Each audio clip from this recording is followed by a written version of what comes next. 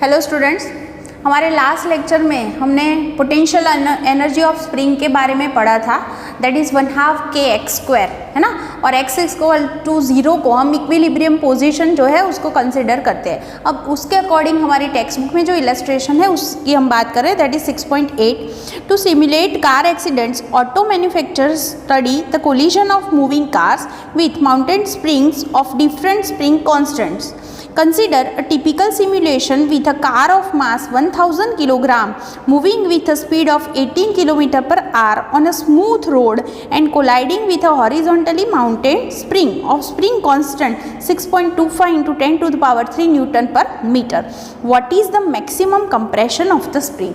यहाँ पर देखो, इसको आपको विजुलाइज करो और सोचो। पहले तो एक स्मूथ सरफेस दे रखी है हमें और बोला गया है कि एक स्प्रिंग है। स्प्रिंग जो है इनिशियली हम सोच सकते हैं वो इक्विलिब्रियम पोजीशन में है, इसका मतलब उसकी पोटेंशियल एनर्जी अभी 0 है। एक कार जो है वो कार 18 km/h की जो वेलोसिटी है उससे वो मूव करके आ रही है, ठीक है। अब अगर वो km/h में हमें दे रखी है velocity, then we can write it as 5 metre per second. ये उसकी वेलोसिटी हो जाएगी, उसको मीटर/सेकंड में हमने ले रखी है। उसका मास भी, कार का मास भी हमें दे रखा है। तो कार जो है वो मोशन में है, उसका मतलब ये हुआ वो v वेलोसिटी से मूव कर रही है, इसका मतलब उसके पास काइनेटिक एनर्जी होगी and that will be 1/2 mv²। और वो हम पता लगा सकते हैं क्योंकि मास भी दे रखा है और वेलोसिटी भी हमें पता है। अब क्या हो रहा है, वो जो कार है वो कार इसके साथ कोलाइड हो रही है स्प्रिंग के साथ, और उसकी वजह से जो स्प्रिंग है उसका कंप्रेशन हो रहा है। तो हमें ये फाइंड करना है कि उसका मैक्सिमम कंप्रेशन कितना होगा। तो आप सोच सकते हो यहाँ पर जो स्प्रिंग है उसकी इनिशियल पोजीशन जो थी उसमें उसके पास जो पोटेंशियल एनर्जी थी दैट वाज 0, और उसका xm जितना कंप्रेशन अगर हो रहा है तो हम बोल सकते हैं उसकी अब पोटेंशियल एनर्जी कितनी हो जाएगी, दैट विल बी 1/2 kxm²। मतलब कि उसकी पोटेंशियल एनर्जी में चेंज आया। तो पोटेंशियल एनर्जी में चेंज होने के लिए उसको एनर्जी कहाँ से मिली, तो हमारी जो कार जो थी वो उसके साथ कोलाइड हुई और कार के पास कौन सी एनर्जी थी, दैट इज काइनेटिक एनर्जी। तो वो काइनेटिक एनर्जी जो है उसको पोटेंशियल एनर्जी चेंज करने के लिए उसको मिली है। इसका मतलब ये हुआ कि यहाँ पर हम बोल सकते हैं potential energy of spring, potential energy of spring कितनी हो जाएगी, तो kinetic energy of equals moving car. ये आपको समझ में आया होगा कि इसकी जो एट मैक्सिमम कंप्रेशन अगर हम बात करते हैं तो स्प्रिंग के पास पोटेंशियल एनर्जी होगी दैट विल बी 1/2 kxm²। और वो एनर्जी कहाँ से आई, तो कार के पास कितनी एनर्जी थी, दैट इज 1/2 mv²। और वो एनर्जी जो है वो पोटेंशियल एनर्जी में कन्वर्ट हुई है। यहाँ से 2 and 2 will be cancel out और xm जो है उसका हमें क्या वैल्यू मिलेगा, स्क्वायर रूट निकालेंगे हम, that will be m/k × v²।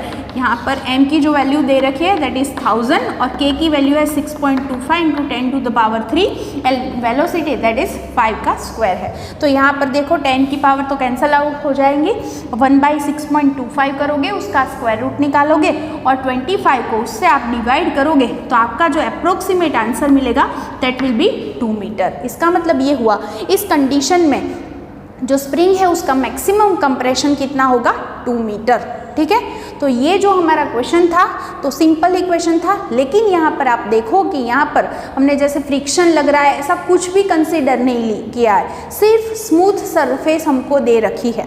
Next example जब है वो सेम ही है लेकिन उसमें फ्रिक्शन की भी हमें बात करनी है।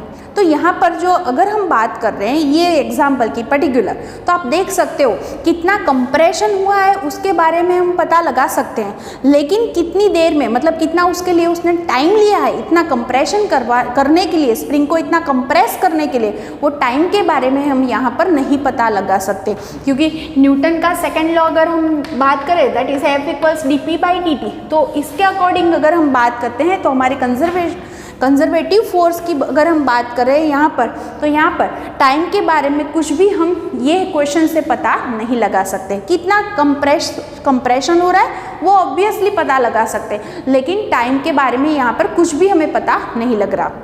सेकेंड थिंग जो हम नेक्स्ट एग्जाम्पल में भी बात करने वाले हैं, दैट इज फ्रिक्शन भी लग रहा है, फ्रिक्शन फोर्स भी लग रहा है। अगर ऐसा मोशन हो रहा है कार का और फ्रिक्शन फोर्स भी लग रहा है तो क्या होगा, तो उस कंडीशन में हम जब conservation law of mechanical energy की बात करते हैं तब हमने सिर्फ कंसिडर किया था कि potential energy plus kinetic energy दोनों का जो टोटल है that is equals mechanical energy. तो ये जो होगा, ये चेंज जो होगा, change in kinetic energy plus potential energy that will be zero, इतना हमने लिया था। लेकिन अगर हम बात करते हैं जब फ्रिक्शन हो रहा है, तो आप जब एक्सपेरिमेंटली भी बात करते हैं तो जब फ्रिक्शन लग रहा है तो उसकी वजह से तब हीट एनर्जी भी प्रोड्यूस होती है। इसका मतलब टोटल मैकेनिकल एनर्जी को हमको ऐसे लिखना चाहिए, kinetic energy plus potential energy plus heat energy, इतनी टोटल मैकेनिकल एनर्जी होगी। ये चीज़ कंसीडर करनी वहाँ पर ज़रूरी है जब नॉन कंजर्वेटिव फोर्स लग रहा है जैसे कि फ्रिक्शन। और एक चीज़ आपने देखा होगा कि ये एग्जाम्पल में हमने क्या लिया था कि कार जो है, या फिर थियोरी में भी हमने लिया था कि x equal to 0 position that is in equilibrium position, हम बोलते हैं कि जो पोटेंशियल एनर्जी ऑफ स्प्रिंग है दैट इज़ 0, है ना, तो उसको हमने 0 ली थी। जब ग्रेविटेशनल पोटेंशियल एनर्जी की बात की थी तब भी आपको याद होगा कि अर्थ की सरफेस पर अगर हम बात कर रहे हैं दैट इज h इक्वल्स 0, तो भी हमने पोटेंशियल एनर्जी mgh की फॉर्मूला में h 0 लेके अर्थ की सरफेस पर पोटेंशियल एनर्जी हमने 0 ले रखी थी। और फिर उसकी वजह से कितना कितना चेंज हो रहा है, अगर हाइट चेंज हो रही है तो पोटेंशियल एनर्जी भी कैसे चेंज होती है वो हमने पढ़ा था। ओके, तो यहाँ पर एक चीज़ ये है कि अब आप अलग अलग पोजीशन में आप अलग अलग जगह पर पोटेंशियल एनर्जी को 0 ले सकते हैं। जैसे हम चैप्टर 8 पढ़ने वाले हैं, वहाँ पर अर्थ से इनफाइनाइट डिस्टेंस पर आप हो तब वहाँ पर आप पोटेंशियल एनर्जी को 0 कंसीडर करोगे। तो ये सारी चीज़ों में कौन सी चीज़ बहुत ही इंपॉर्टेंट है, that is change in potential energy. Potential energy में कितना चेंज हो रहा है वो ही ज़्यादा इंपॉर्टेंट है, ना कि पोटेंशियल एनर्जी की पर्टिकुलर वैल्यू। जैसे आपने यहाँ पर देखा कि हमने स्प्रिंग की इनिशियल पोटेंशियल एनर्जी 0 ली थी और फिर फाइनल 1/2 kxm², तो चेंज कितना आया, तो उन दोनों का डिफरेंस ही है। तो वही चीज़ हमें यहाँ पर कंसिडर करनी है, ठीक है, ये चीज़ आप दिमाग में रखना।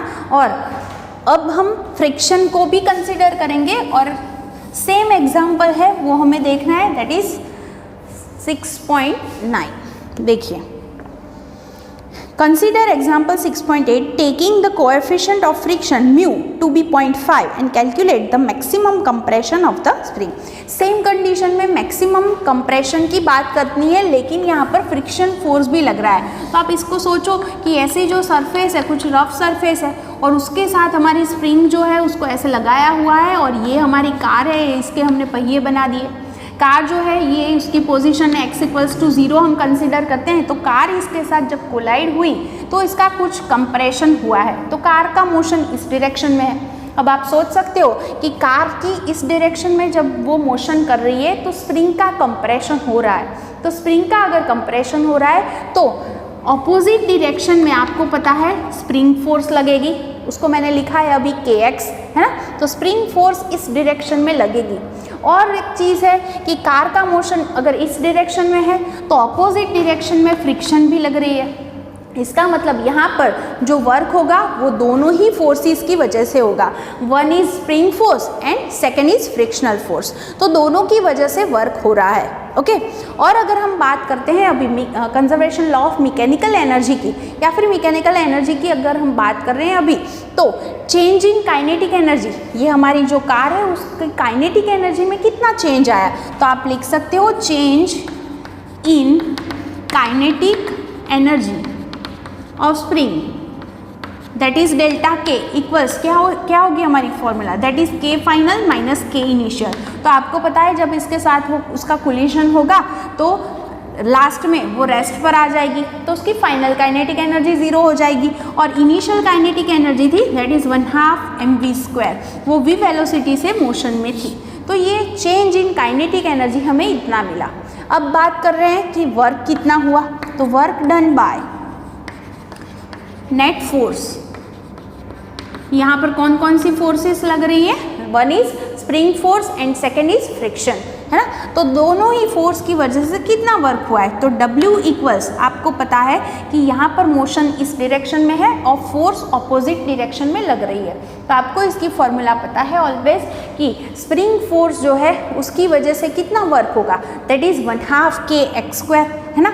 और हम लिख सकते हैं 1/2 kx², और उसको मैं नेगेटिव लिख रही हूँ, क्यों, क्योंकि वो फोर्स ऑपोजिट डायरेक्शन में लग रही है। सेकेंड थिंग, ऐसे ही अगर हम बात कर रहे हैं फ्रिक्शनल फोर्स की, तो वर्क दैट इज़ क्या होगी उसकी formula, work that is force into displacement. तो फ्रिक्शन फोर्स की फॉर्मूला दैट इज μn, और कितना हो रहा है डिस्प्लेसमेंट, दैट इज xm। आपको पता है जो कार है उसकी डाउनवर्ड्स उसकी वेट दैट इज mg है, और यहाँ पर नॉर्मल जो होता है दैट इज n, और वो उसको जो है बैलेंस में रखता है, that is n equals to हम mg लिख सकते हैं। तो ये हमारी जो फॉर्मूला है उसको हम ऐसे भी लिख सकते हैं, -1/2 kxm² minus mu into n की जगह पर हम mg भी लिख सकते हैं। ओके, तो ये चीज़ हमारे पास वर्क की फॉर्मूला हो गई। अब दोनों को अगर हम इक्वेट करते हैं तो by equation 1 and 2 we can write W equals delta K, तो आप लिख सकते हो therefore from equation 1 and 2 -1/2 mv² equals -1/2 kxm², फिर क्या हो जाएगा -μmgxm। ये हमारी फॉर्मूला हो गई। आप 2 को एलसीएम ले लोगे तो यहाँ से यहाँ पर 2 मल्टीप्लाई होगा और both side minus and minus will be cancel out, तो आपकी फॉर्मूला ऐसी बचेगी mv² equals kxm² plus 2 μmgxm। मैंने 2 एलसीएम लिया है, सिर्फ यही चीज़ की है। अब यहाँ पर देखो mass that is given as 1000, उसको मैं 10⁻³ लिख रही हूँ। वेलोसिटी दैट वाज 5 मीटर पर सेकंड, तो उसका स्क्वायर है दैट विल बी 25। के की वैल्यू है 6.25 इंटू 10⁻³ यहाँ पर xm तो मुझे फाइंड करना है, म्यू की वैल्यू है 0.5, मास दैट इज 10⁻³ g है उसको हम 10 ले रहे हैं, 10 ले रहे हैं और इंटू xm। तो आप देख सकते हो बोथ साइड जो है 10⁻³ कॉमन है और कैंसल आउट हो जाएंगे, तो क्या बचेगा यहाँ पर 25 equals 6.25 xm², 2 multiply by 0.5 that will be 1, और यहाँ पर 10 बचेगा तो 10 xm। तो ये जो हमारा इक्वेशन है कुछ ऐसा बन गया, 6.25 xm² plus 10 xm minus 25 equals 0। और आपको पता है ये इक्वेशन हम सॉल्व कैसे करेंगे, तो हमारे पास ये फॉर्मूला है, आपको पता होगा -b प्लस और माइनस √b² माइनस 4ac/2a। यहाँ पर xm² जो है उसका कोएफिशिएंट दैट इज 6.25 है, वो a है, b इक्वल्स 10 हो जाएगा और c इक्वल्स -25। तो हम इस इक्वेशन में लिख रहे हैं, तो b इक्वल्स था 10, फिर यहाँ पर है 10⁻² माइनस 4 इंटू 6.25 और c की वैल्यू है that is -25 divided by 2 into 6.25। तो यहाँ पर आपका जो आंसर होगा ये है -10, फिर ये प्लस करके ये इसका कैलकुलेशन करो, ये माइनस माइनस प्लस हो जाएगा, ठीक है। तो 25 multiply by 4 that will be 100, और 6.25 को 100 से मल्टीप्लाई करोगे दैट विल बी 625, और प्लस 100 दैट विल बी 725। तो ये हो गया √725।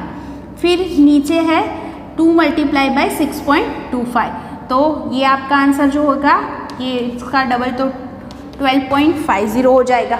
ये इसका मतलब ये हुआ आपका ये एक आंसर होगा -10 प्लस √725 बाई 12.50, और दूसरा आंसर जो होगा वो -10 माइनस √725 बाई 12.50। लेकिन xm की नेगेटिव वैल्यू पॉसिबल नहीं है, तो हम यहाँ पर लिख सकते हैं, तो वो दोनों एक ही जगह पर मैं लिख रही हूँ, that is x equals -10 minus √725 by 12.50। This is not possible, और ये इसका आप कैलकुलेशन करोगे तो आपका जो आंसर होगा वो क्या होगा, तो मीटर में 1 समथिंग कुछ आ रहा है, आप कैलकुलेट कर लेना, 1.35 जितना आंसर मिल रहा है। तो आप देखो कि फ्रिक्शनल फोर्स जब लग रही है तो xm की वैल्यू पहले से हमें कम मिली है ना। फर्स्ट केस में हमारा आंसर 2 मीटर आया था और सेकेंड केस में दैट इज़ 1.35, तो इतना हमें आंसर मिल रहा है। तो इसका मतलब ये हुआ कि जब नॉन कंजर्वेटिव फोर्स भी लग रही है, आपको ये पूरा समझ में आ गया होगा और एक बार मैं थोड़ा सा समझा दे रही हूँ। यहाँ पर हमारी जो कार है वो शुरुआत में 1/2 mv² वेलोसिटी से मोशन में थी, इसके साथ कोलिजन हुआ, जो स्प्रिंग थी वो कंप्रेस हुई, तो लास्ट में वो रेस्ट पर आ जाती है। मतलब उसकी काइनेटिक एनर्जी में कितना चेंज हुआ, तो K final minus K initial मैंने लिखा है। यहाँ पर जो हुआ, यहाँ पर दो फोर्सेस लग रही है, one is spring force and second is frictional force, और वो ऑब्वियसली कार इस डायरेक्शन में मोशन में है, तो वो दोनों फोर्सेस ऑपोजिट डायरेक्शन में लग रही है। तो work done by net force will be क्या होगा, तो स्प्रिंग फोर्स की वजह से कितनी होगी work, that is 1/2 K xm²। ये हमने ऑलरेडी डिराइव किया है, इसलिए मैंने डायरेक्टली ही फोर्स की वजह से कितना वर्क हो रहा है वो मैं लिख रही हूँ, माइनस ये हमने वही फॉर्मूला लिखी है फोर्स इंटू डिस्प्लेसमेंट, तो frictional force that is μn और इंटू xm। नेगेटिव लिखा है क्योंकि वो अपोजिट डायरेक्शन में लग रही है। तो यहाँ पर जो है n इक्वल्स हम बोल सकें mg, और फिर मैंने सारी जो वैल्यू है वो लिख ली है और उस पर से xm जो है वो फाइंड किया है यहाँ पर, ठीक है। तो यहाँ पर आप बोल सकते हो कि जब फोर्सेस, बोथ फोर्सेस लग रहे हैं, कंजर्वेटिव फोर्स भी लग रही है और नॉन कंजर्वेटिव फोर्स भी लग रही है, तो अब आप बोल सकते हो टोटल वर्क किसकी वजह से होगा, तो work done will be force into, अगर हम डिस्प्लेसमेंट की बात करते हैं तो conservative force plus non conservative force दोनों को ही हमें कंसिडर करना पड़ेगा। तो हम वर्क की बात करते हैं तो हमारी फॉर्मूला कुछ ऐसे हमें लिखनी पड़ेगी। सेकेंड थिंग, आपको पता होगा कि for non conservative force, force into displacement that is we can write as minus delta V, है ना। आपको याद होगा कि delta V by delta X करोगे, उसकी नेगेटिव वैल्यू लोगे, that will give you conservative force. तो ये जो हमारी फॉर्मूला है वो कुछ ऐसी बन गई, और W इक्वल्स, अगर हम डेल्टा K की बात कर रहे हैं या फिर सिर्फ अभी W में लिखूँ, दैट इज़ क्या हो जाएगा, FC into delta x plus FNC into delta x. मैंने दोनों को अलग करके लिखा है। अब इसकी जो वैल्यू है that is minus delta we आप लिख सकते हो, ओके। तो यहाँ पर ये हमारी फॉर्मूला कुछ ऐसी बन रही है, ओके। ये कंडीशन इक्वल्स, हम अगर डेल्टा K लिखे, डेल्टा K इक्वल्स क्या हो गया, माइनस डेल्टा वी, माइनस को इस तरफ अगर हम ले आते हैं तो हमारी जो ये formula delta K plus delta we that is delta E equals, हम लिख सकते हैं यहाँ पर ये हमें फॉर्मूला मिली। इसका मतलब ये हुआ कि यहाँ पर चेंज इन मैकेनिकल एनर्जी जो है वो किसकी वजह से आया, तो नॉन कंजर्वेटिव फोर्स की वजह से, है ना। तो नॉन कंजर्वेटिव फोर्स और कंजर्वेटिव फोर्स में ये बहुत ही बड़ा डिफरेंस होगा हमारे पास, क्योंकि आपको याद होगा कि जब हम कंजर्वेटिव फोर्स ले रहे थे तब आपने देखा था कि वहाँ पर जो हमें जो वर्क मिल रहा है वो पाथ पर डिपेंड नहीं करता, लेकिन नॉन कंजर्वेटिव फोर्स की अगर हम बात करते हैं तो उस पर वो जो वर्क हो रहा है वो पाथ पर ऑलवेज डिपेंड करता है। तो आज यहाँ तक की बात हमने की है, तो आप देख लेना, ये वाला एग्जाम्पल अच्छे से आप कैलकुलेट कर लेना।